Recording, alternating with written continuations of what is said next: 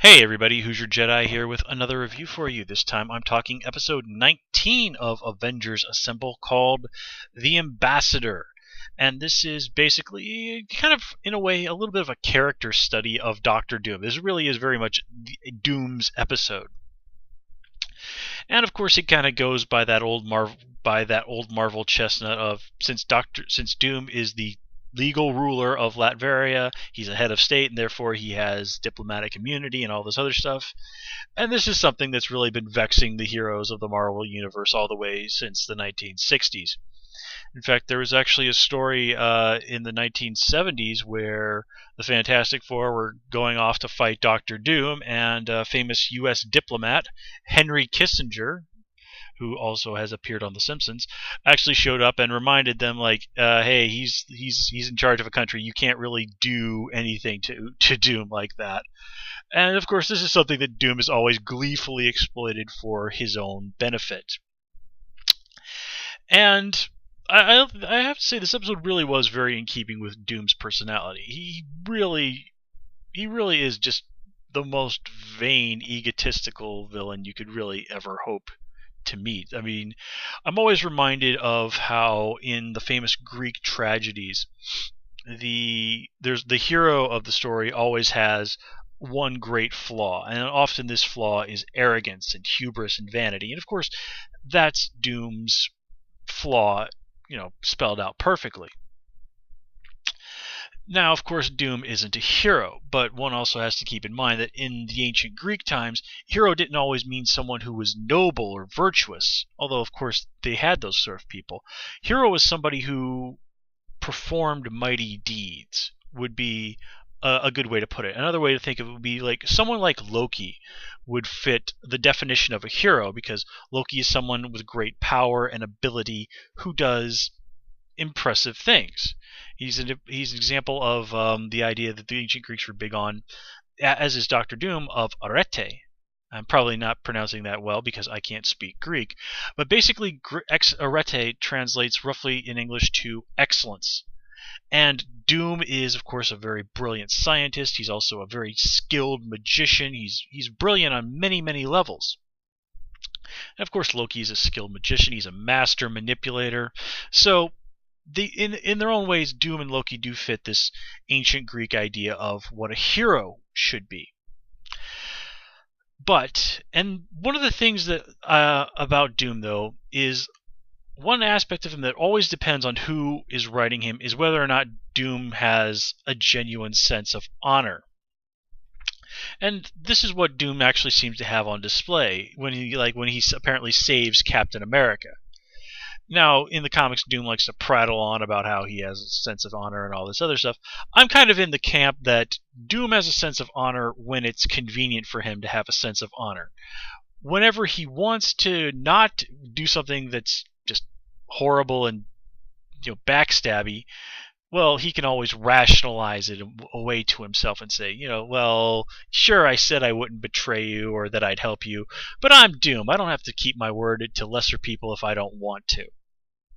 And, comic fans have been debating this back and forth for a very, very long time, and, well, I don't really think anybody's particularly inclined to change their mind, so I've said my piece, and thus I am content. But in any case, while this was kind of going over ground that's very well trod in the comics, this show is its own thing, and it has to go out there and introduce this idea to its new, younger audience, and it does that very well. All the heroes are not happy about having to help Doom out. Hawkeye and Hulk are particularly hostile to the whole thing. But of course, Doom, being the smart guy that he is, he knows how to manipulate the whole situation to his advantage. But of course, in true comics fashion, the heroes outsmart him and the whole situation blows up in his face. Stuff blowing up in his face. Well, if there's anything that Doom has experience with, that it's that, especially, and if you read the comics, you know what I'm talking about. But like I said, I really do like that this episode does sort of seem to lean towards my interpretation of Doom, in that Doom is not someone that you can really trust in any way, shape, or form, and that he really does have no true sense of honor.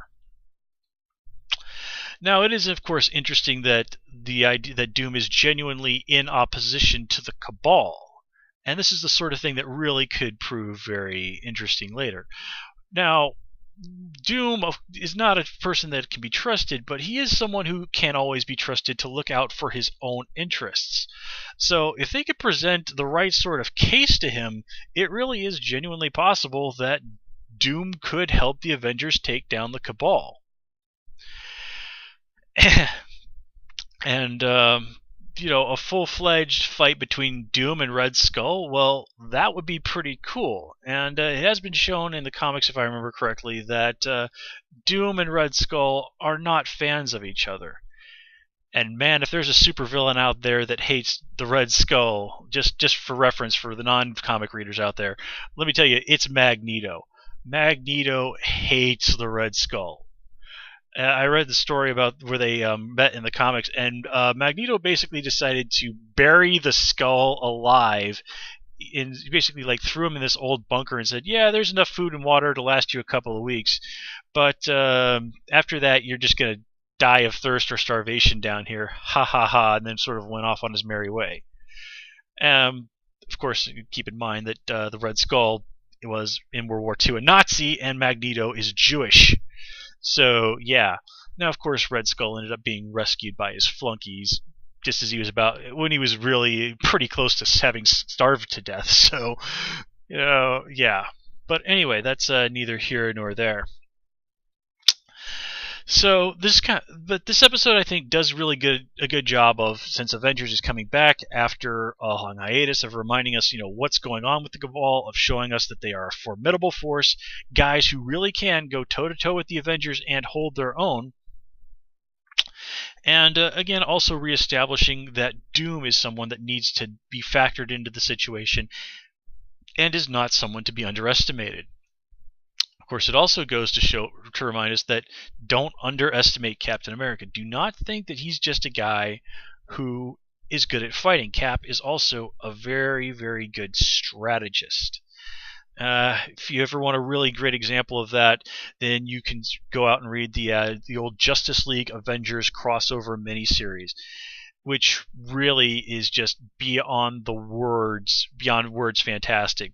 It ultimately ends up with the Justice League and the Avengers, of course, teaming up, and the Avengers basically deputize the entire Justice League, and they basically put Captain America in charge of coordinating the heroes' attacks against the absolute army of bad guys from both the DC and Marvel universe. And it's awesome that even Superman will acknowledge, will bow down to Captain America as a leader. And just watching even the members of the Justice League cry out, "Avengers Assemble!" And of course, the absolute peak of it all, Superman wading into battle, wielding both Thor's hammer and Captain America's shield. It's just glorious. And then there's, of course, the whole thing where Superman and Thor fight, and there's no cop-out on it, that Superman wins. So and if you ever read the old DC versus Marvel miniseries, Superman and the Hulk fought, and Superman officially won. But just seeing that fight, and Superman even afterwards, he's just panting, going "I've never fought anyone that tough." That's just such a good story. But anyway, guys, that's all I have for you this time around. So until next time, you can of course follow me on Twitter at Who's Your Jedi. And until next time, take care and have a good one.